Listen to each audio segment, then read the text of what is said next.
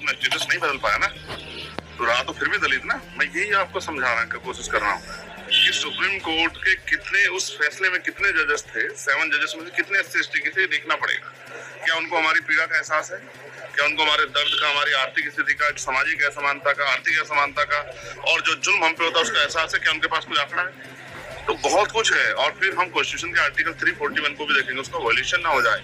हमें ये भी देखना पड़ेगा कि जब मैंने पहले भी कहा था, जब इकोनॉमिक वीकर सेक्शन पे ऑर्डर आया था तो उसमें SC/ST कितने लोग थे? क्या SC/ST के लोग थे बेहतर SC/ST के बारे में कोई सोच सकता है?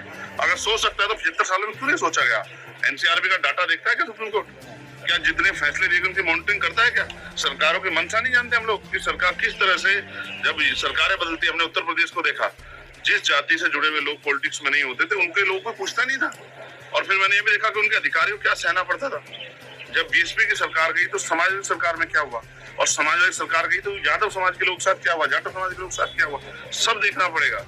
ऐसा नहीं होता है। सर, सैद्धांतिक तौर पर आप क्या मानते हैं, दलित और आदिवासी समाज में जो लोग पीछे छूट गए, इस आरक्षण का लाभ नहीं मिला, उनके लिए अगर अलग से वर्गीकरण का प्रावधान किया जाता है तो सैद्धांतिक तौर पर आप इसमें है कहाँ आरक्षण?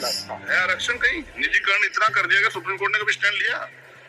आप बताए ना, इतनी प्राइवेट जॉब्स और संविदा, लेटर एंट्री और तमाम तरह की, सफाई कर्मचारी तक तो पक्की जॉब नहीं है। क्रीमी लेयर की बात भी कही गई, फैसला नहीं है लेकिन टिप्पणी है कि क्रीमी लेयर। मैं फिर कह रहा हूँ, कुछ भी टिप्पणी कर दीजिए, मैं कह रहा हूँ सबसे पहले वर्गीकरण सुप्रीम कोर्ट से स्टार्ट हो। 250-300 परिवार लोग मिलकर कब तक न्याय करते रहेंगे? क्या सामान्य, चले SC/ST OBC के लोग नहीं घुसने देते? क्या सामान्य जाति के लोगों में योग्यता नहीं है?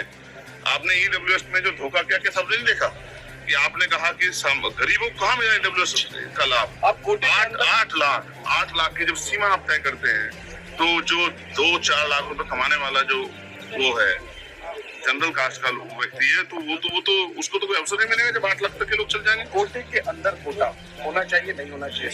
मैं कह रहा हूँ संख्या तो गणना कर लो, 15% रहेगी, तब से अब तक चली आ रही, 15 ही रहेगी क्या? क्या आप 20-25 पहुंच गए हो तो 15 में से देना चाहते हो? मैं कह रहा हूँ संख्या के आधार पर दे दो ना सभी लोगों को, जिसकी इतनी संख्या, किसी के साथ धोखा नहीं होना चाहिए। तो अभी इस फैसले को स्टडी करना पड़ेगा, जैसे जस्टिस बिला द्विवेदी ने उसको अपोज किया है।